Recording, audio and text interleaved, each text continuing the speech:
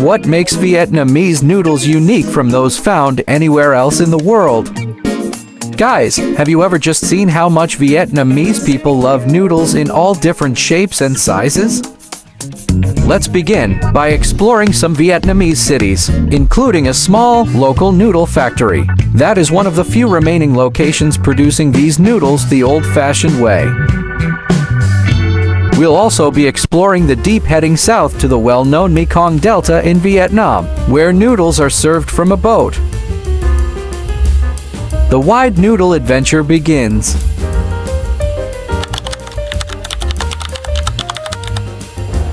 Starting here in Hanoi, these noodles are a beloved staple, even though some may find their main source of protein to be quite unpleasant.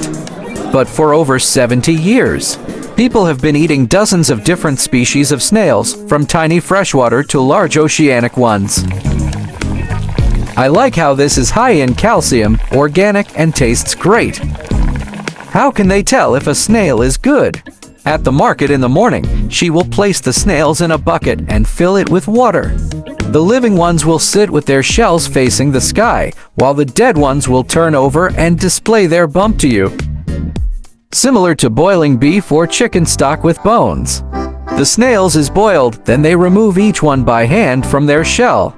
The snails is mixed that with some herbs and a special rice white vinegar. Add in tomato chili paste and spring onions to create this earthy broth. Now for the assembly. They start by adding the noodles, then top with some snails, spring onions, and a comforting, steaming tomato broth. And now, we are served with a perfectly steaming hot bowl.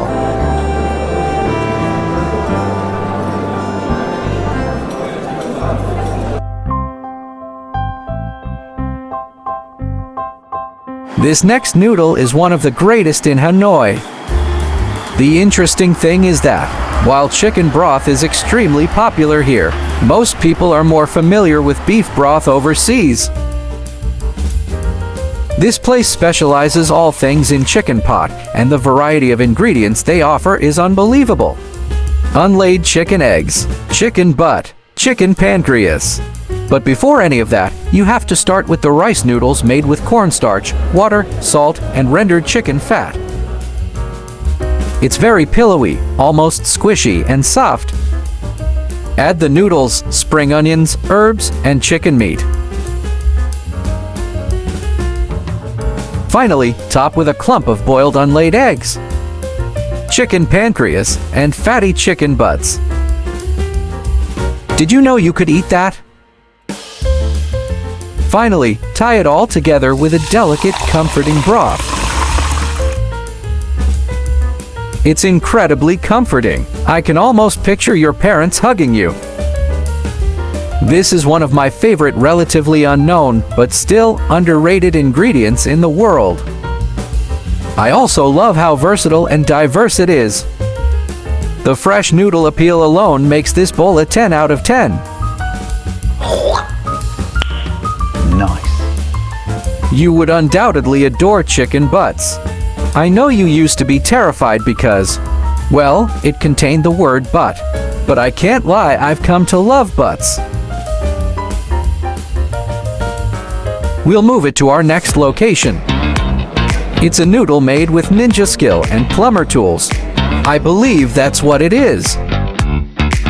Traveled from the north to the central region of Vietnam, where the noodle scene is entirely different.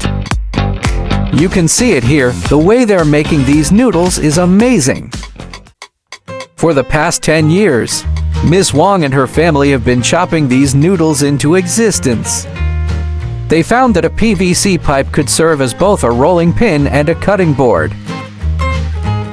Noodles are made by combining rice flour, tapioca flour, and hot water.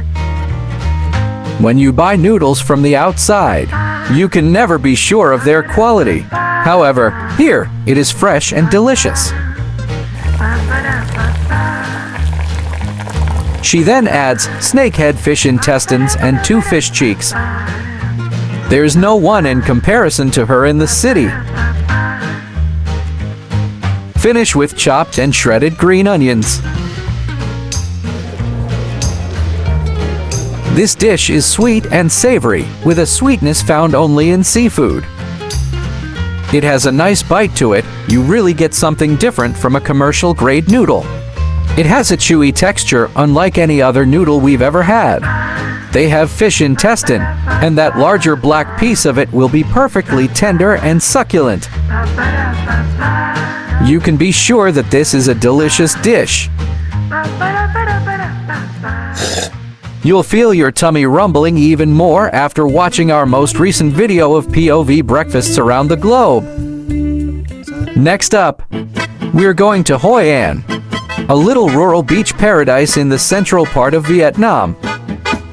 The city is well known for its old town that has been conserved, the aged canals that run through it, and the flavors and sensations that are arranged in its Cao Lầu noodles. Being the regional staple, Cao Lầu can be found everywhere in this city. The fat is my favorite thing about it. Pigs, you know, can handle criticism very well because of their thick skin. And it all begins with a strong foundation.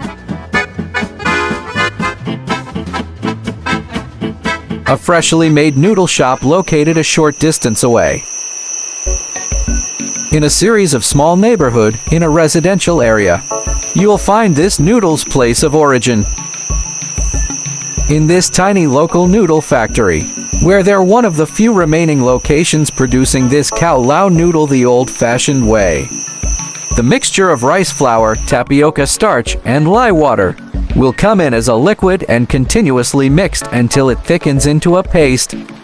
This paste is then sealed and steam cooked for 30 minutes, at which point it is ready to proceed toward becoming noodles. I hope that this steaming hot glob of dough is beaten down in an industrial-sized mixer to create the perfect even consistency.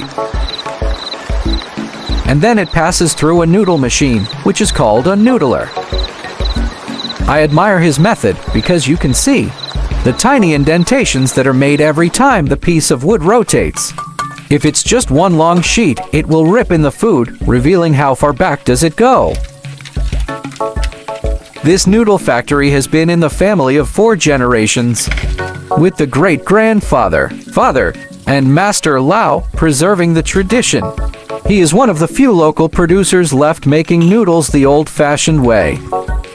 Even in the face of the competitive popularity of machine production, which has been adopted by almost everyone else. Even with factories, nothing compares to making noodles by hand.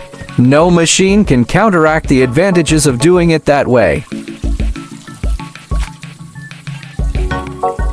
Now it's the chef's turn to deliver the noodles to the restaurant fresh. Blanch them, and then toss them in a bowl of fresh herbs.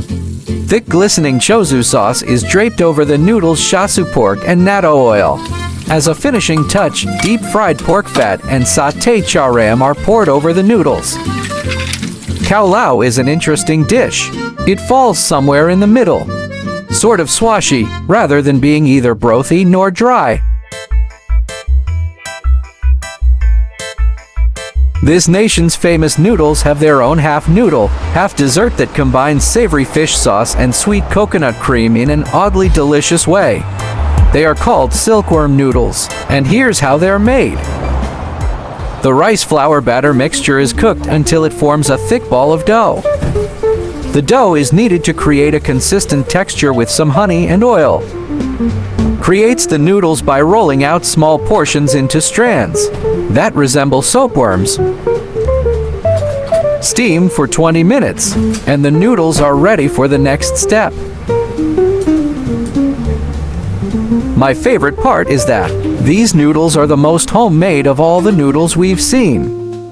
It's quite soft and slightly salty, so I imagine adding sauce will only make it softer. Yet, the Mekong Delta's residents love the noodles, which are topped with bean sprouts, pork skin, and pork balls. There's also a generous amount of thick white coconut cream, a strong spoonful of chilies, and fish sauce.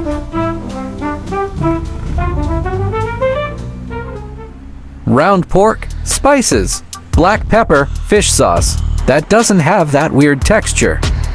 A lot of pepper that I like, and then literally everything else that just combines into this. I love savory foods and I love sweet food. It's like it's late at night. I'm feeling creative, and I might be having some herbal influences going on. It's so confusing.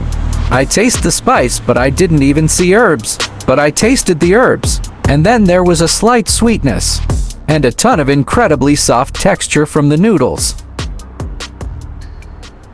We've expressed our feelings about it, but what do you think people around here find so appealing about this food? Leave a comment below with your thoughts. This is very regional, and if you grew up here, there's a 99.99% chance you'll have eaten this growing up. From the rice to the pork to the coconut, everything about it screams Mekong Delta. Today marks the end of our noodle journey through Vietnam's Mekong Delta, a vast network of rivers and streams. The people here have learned to work with nature rather than against it. New geography calls for new ingredients, like fish that is literally only a foot away from us and noodles unlike anything you've ever seen. It all begins here, as we have just arrived in one of the most unusual markets you will find anywhere in the world. This is Long Xuyên. The nutrient-rich waters of the Mekong bless everyone it passes by, enabling local farmers to produce a significant amount of the nation's agricultural output. As you can see, there are these banisters at the top of it. They will display any fruit or vegetable. Even if it's on the water, someone will try to turn a profit by feeding them. For a couple of bucks, you can conveniently have a steaming pot of broth delivered to your starboard side of the boat. This is Miss Twit.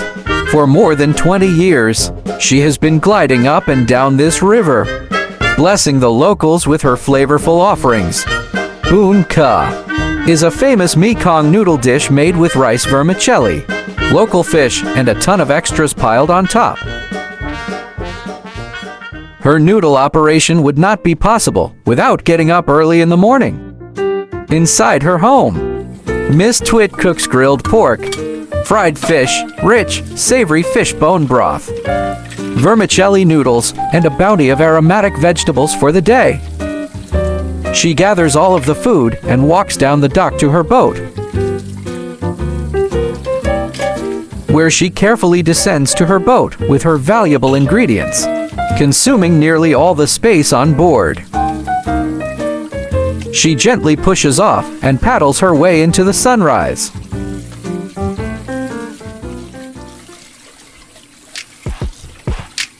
The bowl begins with finely chopped Egyptian river hemp flowers, morning glory bean sprouts, and vermicelli rice noodles.